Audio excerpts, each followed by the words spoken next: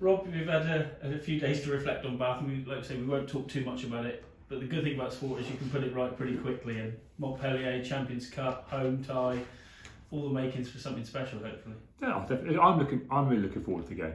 And people might go, oh, how can you be looking forward to the game? Well, first thing I'm looking forward to is I'm looking forward to the first scrum, because I want to see if we can take on board what happened last week and take on board what's happened in training and go, right, we're going to stand here and we're going to fight. You know, that's all.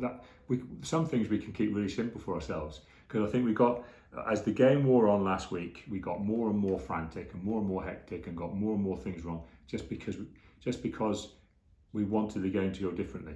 You know, the one thing that's really evident in all the discussions I've had either with the group or collectively is there's a frustration with each other and with the game, with how we're playing in general, with how we're preparing in general. There's a level of frustration there that is probably is causing more of the problems than it's helping.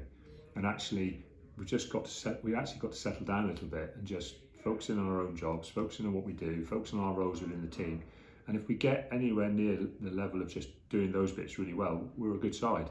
And that's my job, and the coach's job really, is just to try and knock us back into alignment, not get frustrated with each other, and move on if a mistake happens, move on if a penalty happens. Don't get frustrated. You know, we actually had guys getting frustrated with the person who'd given away a penalty, then giving away the next penalty. You know, and it's kind of comical. We were going through bits of the video, and one guy was going, "What? Why have you done that?" And then they were doing exactly the same thing in the next 30 seconds.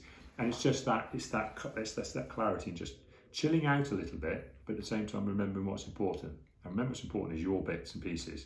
You know, you're the guy who can let 14 other guys do incredible things if you do your job well. The 14 other guys can create a platform for you to do something special. Maybe you score the match-winning try. Maybe you make the try-saving tackle, because 14 other guys are giving you that opportunity. And we're talking a lot like that.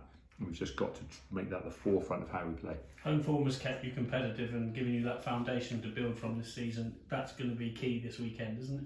It is, and I've got no doubts the players want to play really well. Some of our issues on how we end up not winning games is because of a kind of desperation to do well at this end stage of the season.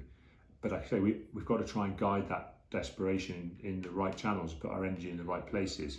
Because we actually sometimes we've got guys who are saying the right things and they're desperate for us to do well, but they're looking at someone else, and while they're looking at someone else, wondering why they're doing something, they're not doing anything themselves, and so we're losing out both ways. You're getting frustrated with someone else, then it's distracting you from what you're doing, and we just got to. These are the things we just got to try and just level ourselves out. Because on the whole, we have done that at home. You know, we still only lost one game at home with the last kick of the game. You know, and it's almost. But again, this is where we are. We forget this. You know, sometimes you can let this feeling grow that everything's wrong. Well, everything isn't wrong. We're sixth in the Premiership. We're halfway in the Premiership. There's other teams below us, so we haven't got everything wrong. Right, there's half the Premiership above us as well. They're just doing things a bit better. So we're kind of in that. That's where we are, in that middling stage, and we've got to just aim up. You were emotional after the game last week. I've not seen you like that before, but you said there'd be some tough talking and some tough selection. What's it been like this week? Yeah, I mean, there has been. I mean, the key for me, and probably why I spoke very much about the team that kind of played in the Premier Cup final and some of the players in there, is I think they're a bit free of some of like the baggage and some of this frustration that some of the other guys have, because for them it's pretty simple. It's get on the field and play. Do you know what I mean? Now, a perfect example. Now, I know our scrum's not at the level it needs to be. You know, I'm not going to walk around saying our scrum's has been fantastic. But we were out scrummaged against London Irish. Anyone who watched that game, it was the scrum that kept London Irish effectively in the game. The scrum and war is where they scored their points, wasn't it? You know, that's the truth. Did it affect us to the degree that we fell apart? No. Why? Because it wasn't creating any baggage for us. It wasn't creating an emotional hangover. We just wanted to get on and win and play, and that was simple. That's what we could have done at Bath. There wasn't any one thing that needed to derail us like it did, and yet all of those things, pretty much everything did. Every penalty might have led us to be less disciplined. A scrum pen led us to scrummage worse the next time.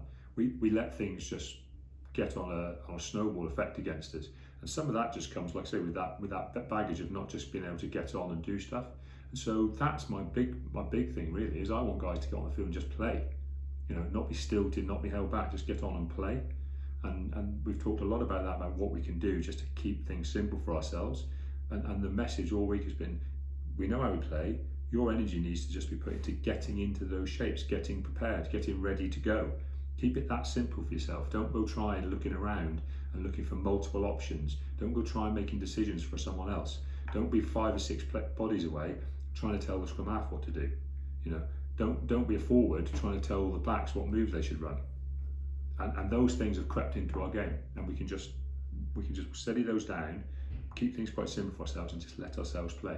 What are the threat of Montpellier? We've played them numerous times in Europe now, and as former champions of France, you know the threat that's there. Yeah, they're a good side, you know, but actually, I'm kind of pleased they're a good side, because what have our best performances in Europe been? Our best performances in Europe have been against good sides, and as knowing it's a challenge, as looking in our prep and knowing it's going to be tough, I think will bring the best out of us. I genuinely do, and I'm not.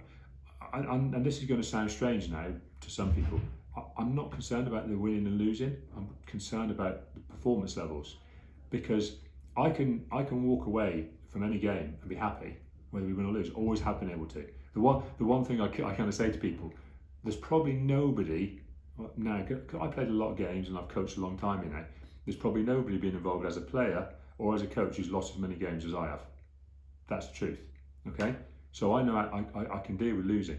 What is the problem is how we lose. Okay, and that's what we've got to address. We've got to address why we lose, how we lose, more than anything else, because that will actually deal with most of our concerns, most of our issues. And the most important thing for me is the guys who are leaving. I want them to be able to sit in the changing room and be happy with themselves, be okay with themselves, be content with themselves. And that doesn't always come from winning and losing. That comes from just knowing you've done as best you could. The team have done as best they could. There's nothing more we can ask. And we've got to. This was kind of that was our DNA more than anything else. Was sitting in the changing room and being happy with yourself, having a beer and looking around and being content, win or lose. And actually, that's the pathway to success. And we just got to start appreciating that and understanding it, but also understanding what it means. Because I think, like I say, in the hurly-burly of a lot of stuff that's going on, we're just forgetting some of that very root basic stuff that allows you just to enjoy being a rugby player and walk away at the end of the season feeling happy with yourself and content.